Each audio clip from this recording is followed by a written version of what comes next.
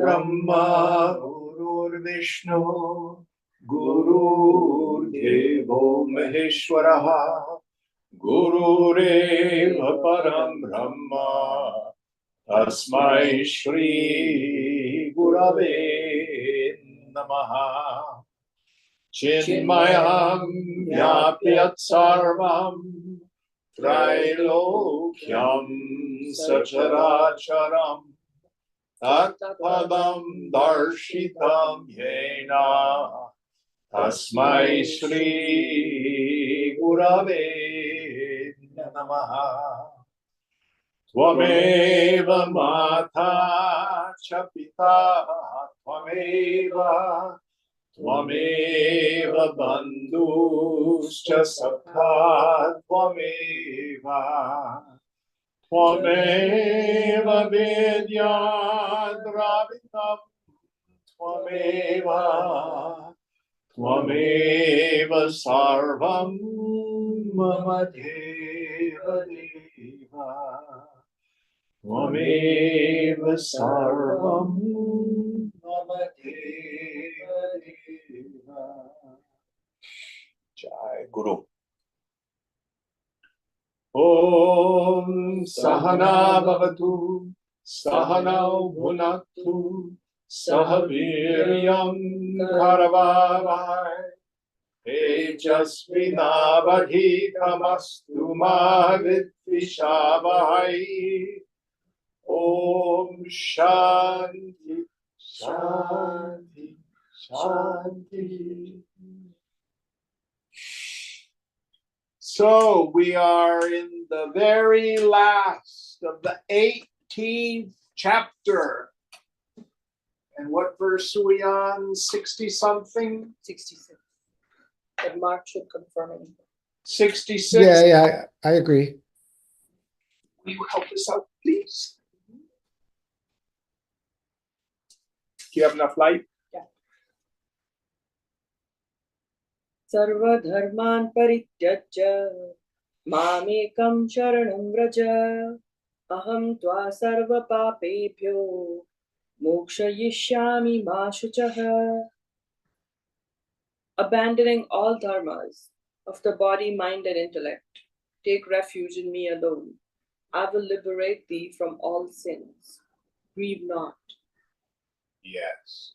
So this final teaching of Lord Krishna, abandon all the dharmas of the equipment, giving up ideas of caste, ashram, what my job is. This doesn't mean run away and live in a cave. It means giving up my identity with all those things. These are just the dharmas of the body, or the body plus the personality. What do we do instead? Yoke the mind to the infinite.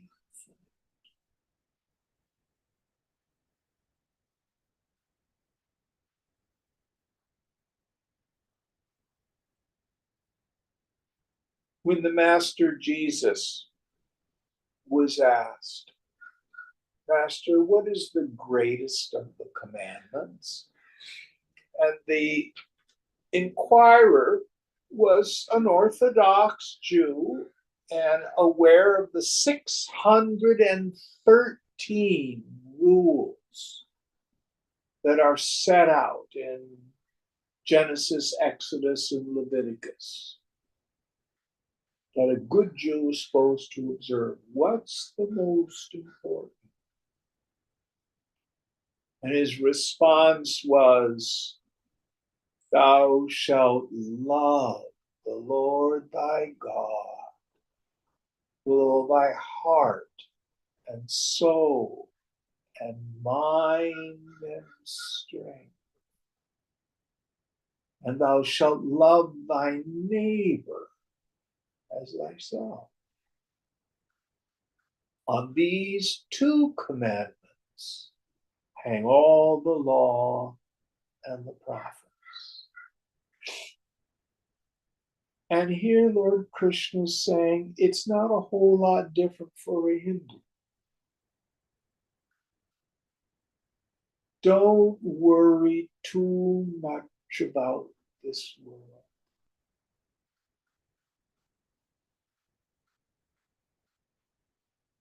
The world itself will have its allotted dose of joys and sorrows, successes and failures.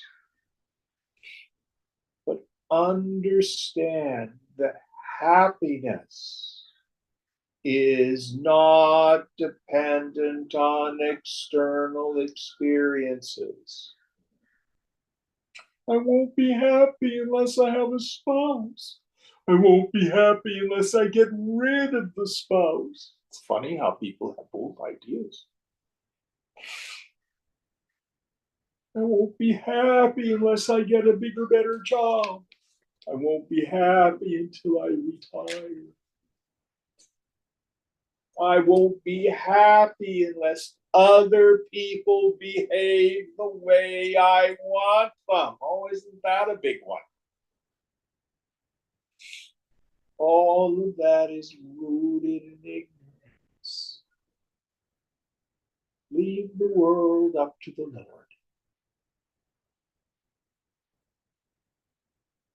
Swamiji used to say, come home, hurry home, Hari Om.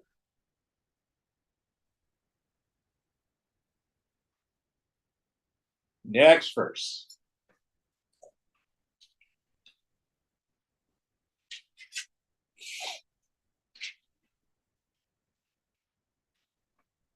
Idam tena tapaskaya na bhaktaya kadachana na cha shrushave vacham na cha mam yopyasuyati. This is never to be spoken by you to one who is devoid of austerities or devotion, nor to one who does not render service, nor to one who desires not to listen, nor to one who cavils at me. So, Vedanta is not evangelical.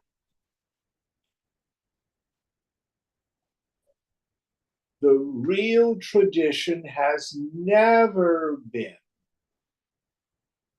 a popular teaching for the masses. People are frightened by it. Oh, this Vedanta, this yoga, what does it get me? Nothing. And in fact, if you pay attention, will absolutely ruin your capacity to enjoy the world. Ignorantly. But the promise is real freedom right here, right now. And a capacity to enjoy the world fearlessly with what really is.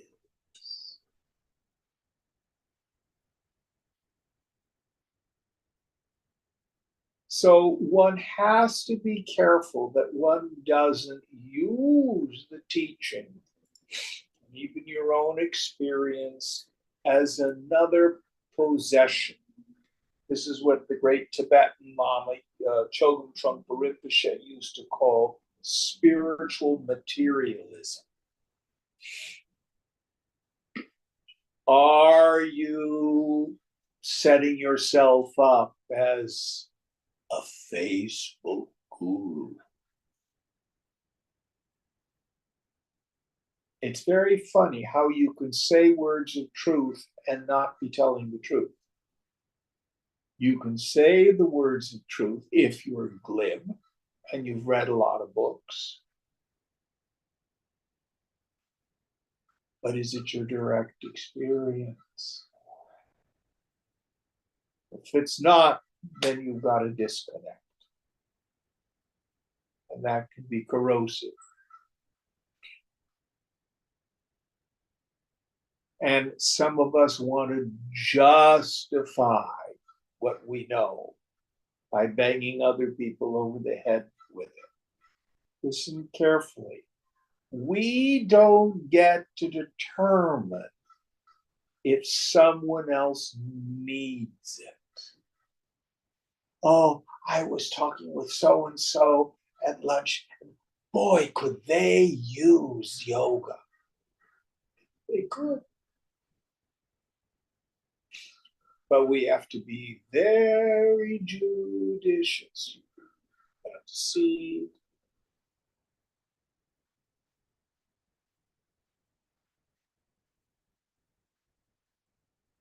The best way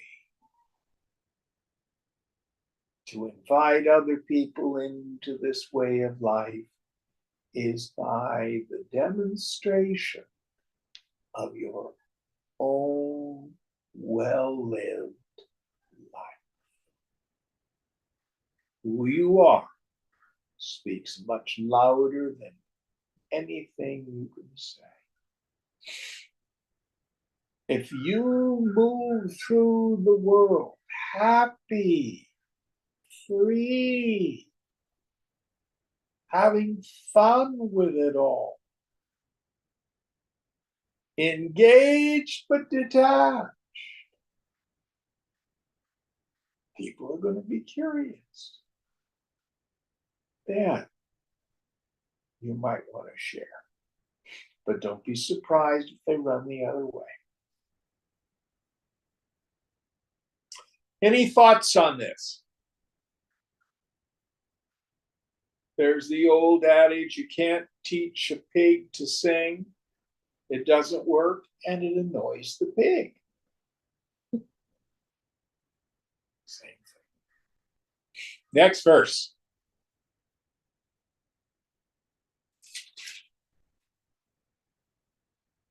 Ya imam ya imam paramam guhyam mat bhakteshva vidhasyati bhaktim mayi param kritva mame vaishatya samshaya. He who, with supreme devotion to me, will teach this supreme secret to my devotees shall doubtless come to me. So, if it's your particular prarabdha karma to share this with other people, listen very carefully. The guru doesn't determine, I'm going to be your guru and I'm going to set out my guru shingle. The students create the guru.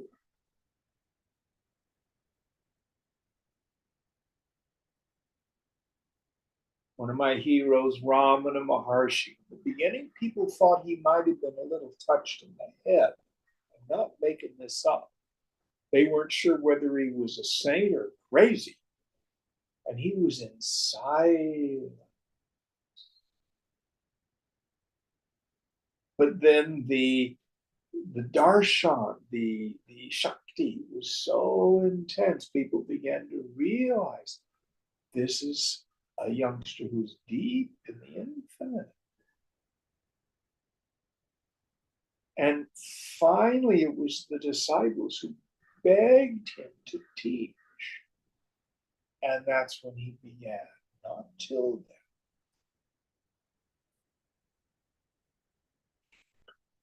But if these opportunities appear in your life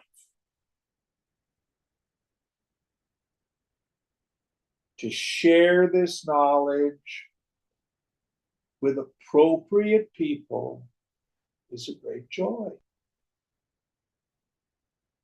And what you'll find is if you can't explain it, you probably don't understand it fully.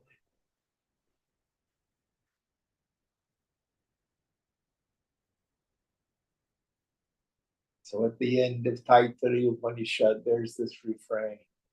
Swadhyaya pravachanecha, swadhyaya pravachanecha, swadhyaya. Continue our own self-study of this knowledge of the scriptures, having heard the commentary of the teacher or that of Swamiji or some other commentator, Shankara, then pravachana. What's pravachana? Pravachan usually means discourse. Yeah. Share it. Share it with others. Don't claim a spiritual experience you haven't got. You can say, well, so far I've experienced A, B, C. But the scriptures say, in addition to that, X, Y, Z. That's how you want to approach it. Never claim an experience you haven't had. But this will help root the knowledge in your own heart. Any thoughts on this?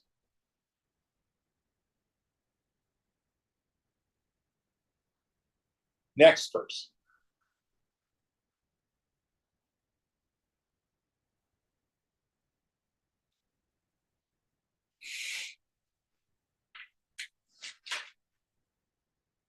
Na cha tasmana manusheshu kaschinme priyakrittama bhavita na cha me tasmadanya priyattaro bhuvi. Nor is there any among men who does dearer service to me, nor shall there be another on earth dearer to me than he. So, those women and men who themselves have crossed over the ocean of samsara and who themselves are rooted in this knowledge and have a valid means of knowledge, a pramana, who are shrotriya.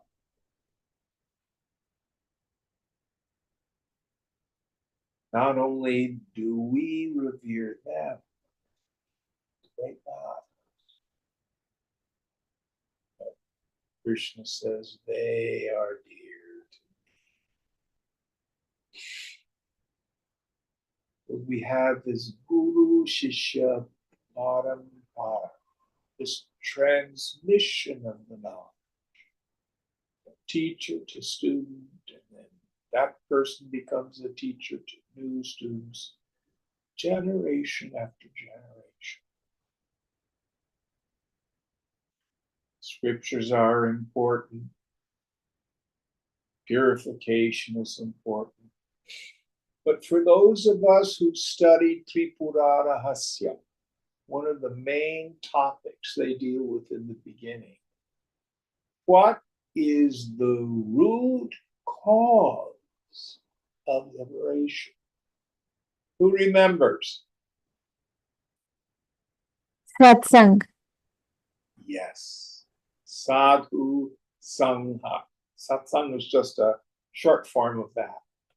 Association with the wise is the root cause of liberation.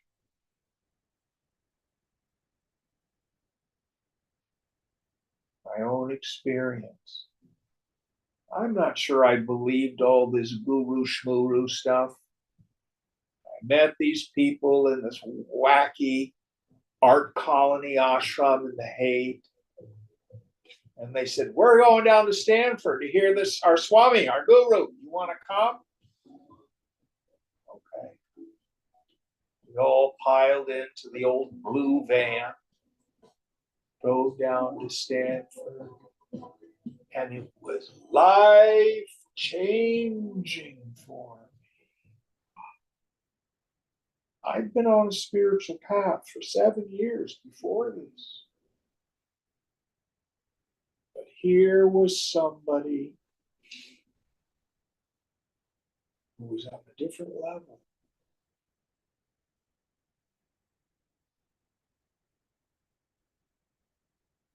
Here was clearly the real stuff. Made all the difference in the world. Next verse.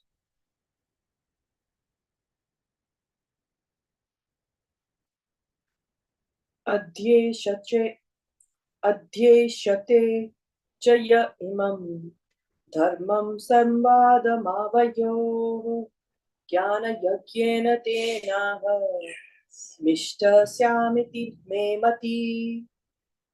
And he who will study the sacred dialogue of ours, by him I shall have been worshipped by the sacrifice of wisdom. Such is my conviction. So, jnana yajna, the sacrifice of wisdom or knowledge. So, for 40 years, Swamiji traveled around the world, primarily teaching Bhagwad Gita. And his camps that he would give were he called them yajnas because he was a Malayali. That's how he pronounced it. Jnana yajna. These sacrifices to knowledge, far more important than outward ritual of flowers or murti or anything like that, is this dance.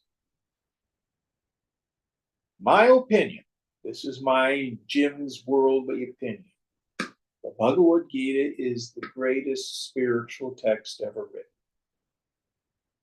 I've been exposed to a lot of them. I was talking with Deepa about this before class. I consider it a masterpiece.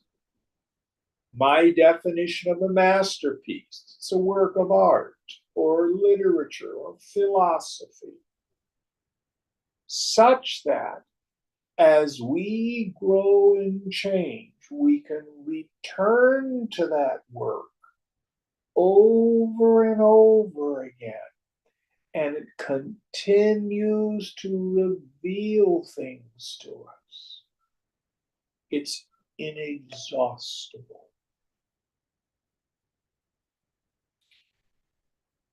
So next year, I will have been studying Gita for 50 years. Almost continuously. And I can tell you out of my own direct experience, I have not exhausted it yet. Every time through it, I get more and more and more. Anyone else have thoughts on this?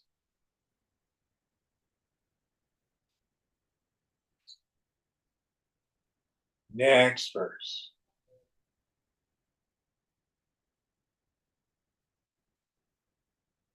Shraddha Varanasuyascha Shuruyadapi Yonara Sopi Mukta Shubho Lokan Prapnuyat Punya Karmanam. That man also who hears this, full of faith and free from malice, he too, liberated, shall attain to the happy worlds of those righteous deeds. Yes. So, even if we are just hearers of Gita,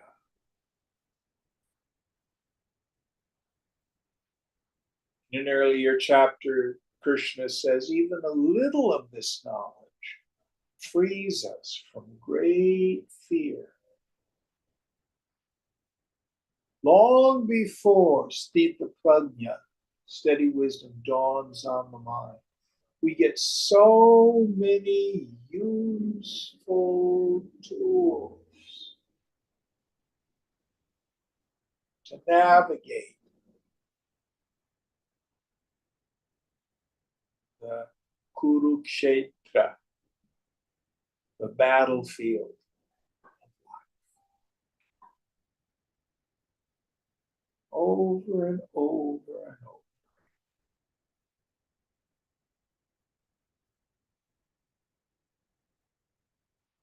It's inexhaustible. Inexhaustible. Next verse.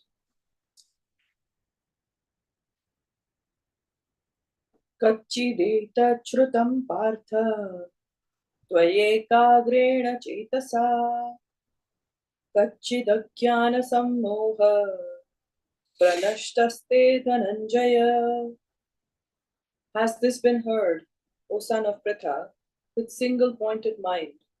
Has the distraction caused by your ignorance been dispelled, O Dhananjaya? So, back to our framing story.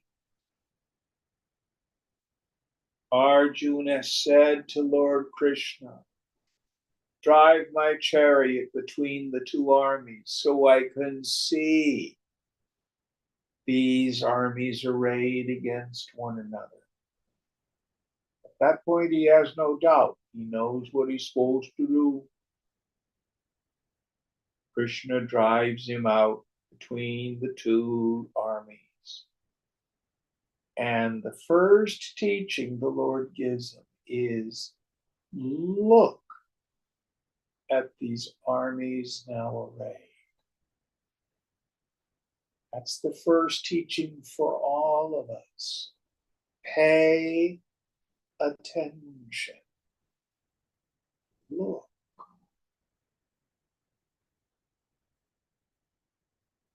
And Arjuna has a collapse. His swadharma, his swabhav is to be a soldier. Look at it. There's a responsibility that he has to strive hard to establish righteousness. But now he gets personal. Oh dear, over there are my cousins. You know, I grew up in the palace with them and I really liked them. And I know they're being naughty, but oh, and Drona and Bhishma. I mean, there's my guru, my archery teacher, and my own grandfather on the opposing army. I like to say that this is not much different than the Civil War in the United States in the 1860s, where you had brother against brother, father against son.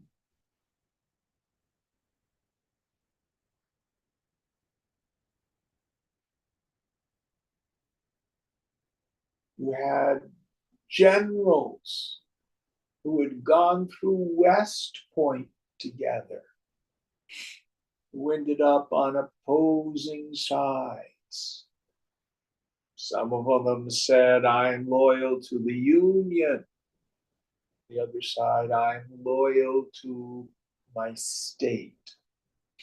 In a sense, how it started. There were deeper issues of slavery and all else, but that's how these loyalties divided. This is what Arjuna is facing.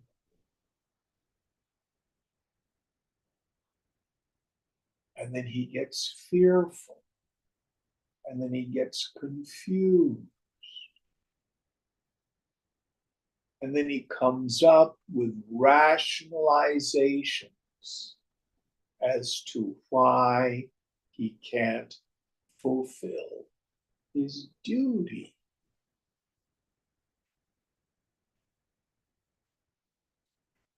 And he says, I'm going to run away. I'm going to not fight this war. If we fight this war, it's going to ruin the society. Anybody remember what Krishna says to him?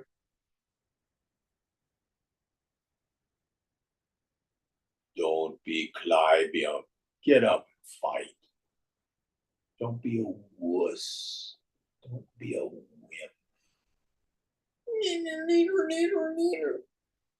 It's all caught up in self-pity. Now, that's never happened to you or me, has it? And the end result is paralysis. That's Arjuna's problem. It's the disintegration of the personality. Body wants to go one direction, impelled by the vasanas. The mind wants to go in another direction because of fear, anxiety, judgment. And then the intellect gets confused as to duty. What should I do? The end result is paralysis. He sits down in the bottom of the chariot and says, I will not fight. So the whole rest of the Gita has as its intention enlightening Arjuna so that he can do his duty. When we have this integrated personality, we act in the world according to our swabhava, our swadharma, and our mind is going in the same direction, and we don't have doubt about it. And this makes for a powerful person in the world. All sorts of other things we've gone through. Letting go of the fruits. Seeing I'm not the agent. There's so many tools. But the end result, Arjuna does not say, oh, I'm a Mahatma now. Give me orange robes. Somebody else take over the battle. Now Krishna says, has your doubt been resolved? Let's see what happens. Arjuna vacha nashto moha smritirlabdha tvat prasadan mayachyuta stitosmi gata sandeha karishye vachanam tava. Arjuna said, destroyed is my delusion, as I have now gained my memory and knowledge through your grace. O Achyuta, I am firm. My doubts are gone. I will do according to your word. Yes. So, as the result of this self-realization on the battlefield, he knows what he's supposed to do. He knows what his duty is. He's fearless. He may be killed, but that's okay with him. He knows he's fighting a righteous war, and he's been prepared for this his whole life.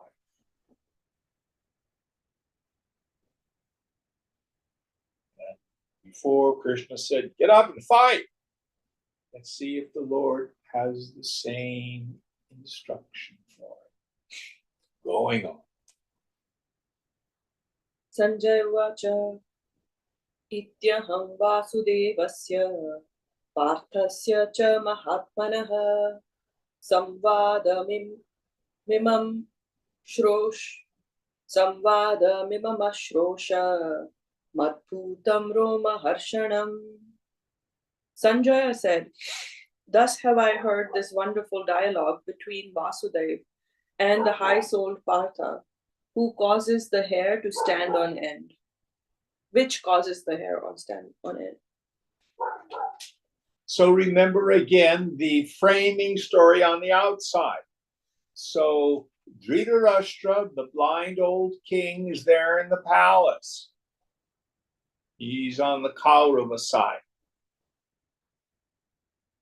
And his kids and nephews are in the battle. and he talks to the clairvoyant sage, Sanjaya. Says, with your clairvoyance, tell me what's going on the battlefield. So Sanjaya has related the whole story. He has been our narrator in the book. And it's such an amazing tale that it makes your hair stand on end. That's called horripilation. Next verse. Vyasa prasada achutta vanet guyamaham param yogam yogeshwarat Krishna at sakshat kathayat swayam. Through the grace of Vyasa, I have heard this supreme and most secret yoga directly from Krishna, the Lord of Yoga himself, declaring it. So Vyasa is our poet who wrote Mahabharata, and therefore this one section, the exact middle of the poem, the 18 chapters which are known as the Song of the Lord, the Bhagwad. Vyasa's praise. Going on. Rajan samsmritya samvadam mimamadbhutam keshavarjuna yo punyam rishayami cha muhur. O king, remembering this wonderful and holy dialogue between Keshava and Arjuna, I rejoice again and again. So Sanjaya is saying, this is just beautiful. Having heard this dialogue, it makes me so happy. And I'm there with you. Having heard this Bhagwad Gita one more time, I rejoice. And I hope you do. It's a beautiful, beautiful story. Going on. I think this is the last verse. I think so too. Tacha samsmritya रूपमत्यद्भुतं हरे विस्मयो मे महान् राजन् हृष्यामि च पुनः पुनः. Remembering and again remembering that most wonderful form of Hari, great is my wonder, O king, and I rejoice again and again. So he rejoices again and again in his devotion to Lord Krishna and Lord Krishna's teaching. This Raja Guhyam, Raja Vidyam, this royal secret, this royal. I know, it's the Upanishad too, I think. Yeah, after the 38 and then Upanishad. Okay. Yatra Yogeshwara Krishno Yatra Partho Dhanurdhara Tatra Shir Vijayo Bhutir Dhuvanitir Matir Mama. Wherever is Krishna, the Lord of Yoga, wherever is Partha, the archer, there are prosperity, victory, happiness, and firm and steady or sound policy. This is my conviction. Yes. So does that mean that Krishna as a person is like an eternal person and Arjuna is somehow never going to die? No. Each one of us is Arjuna. He is the universal yogi. He's the mumukshu, the seeker after liberation. And what's so wonderful about this text, we go to earlier texts. What comes to my mind is Kathopanishad, where the protagonist, little Nachiketas, he's this kid, he's 8 years old. He's so pure, his poop doesn't stink. He's such a renunciate. Goes off to the hall of death, no fear, to gain the highest knowledge. It's a wonderful story. That's not you and me.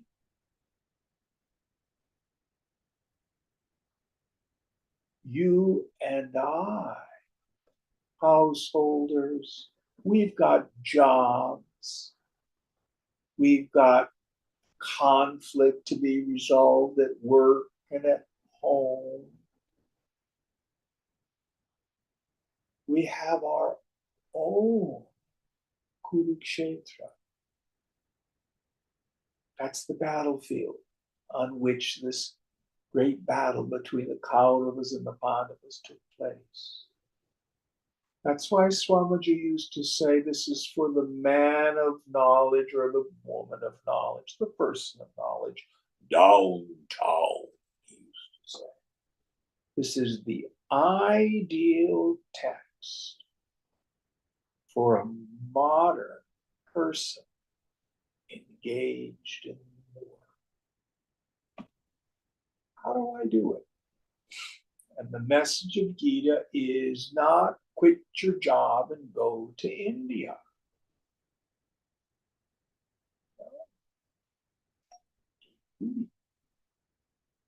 So, what happens after the end of our story? The rest of the Mahabharata. Who knows? We got two Indians here. What happens in the rest of the story? They go to war. And what happens? The Pandavas win. They do! Oh, great! But most of the people die. Yeah, it's not so much happily ever after. Pretty brutal. So you and I engage in our own conflicts.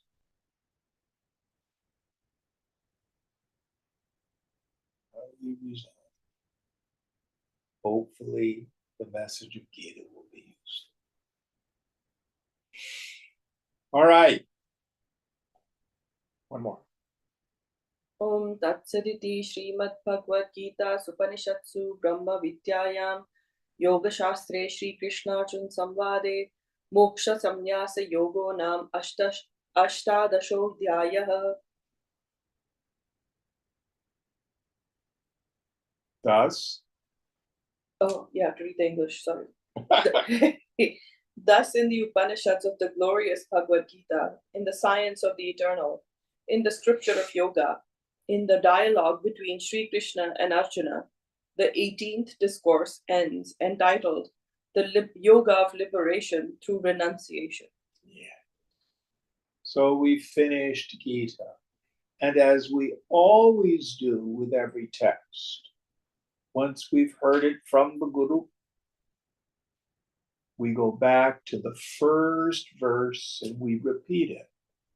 And this starts our journey on Swadhyaya, our own study of the scripture again. So if you'd be so kind as to chant the very first shloka.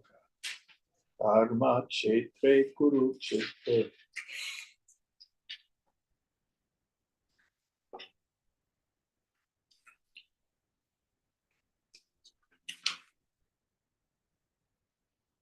a lot of introductory material before you get to verse 1. Here I am. Dhritarashtra Vacha Dharma Kshetre Kurukshetre Samveta Yuyutsava Mamaka Pandavaschaiva Kim Kurvata Sanjaya. Dhritarashtra said, what did the sons of Pandu and also my people do when desirous to fight? They assembled together on the holy plain of Kurukshetra, O Sanjay. Yes. So again, Dhritarashtra asked Sanjaya, the clairvoyant, tell him what's going on. Om Purnamada Purnamidam Purnat Purnamudachyate Purnasya Purnamadaya Purnameva Vashishyate. Om Shanti Shanti Shanti. Hari Om. Sri Guru Pyo Namaha. Hari Om.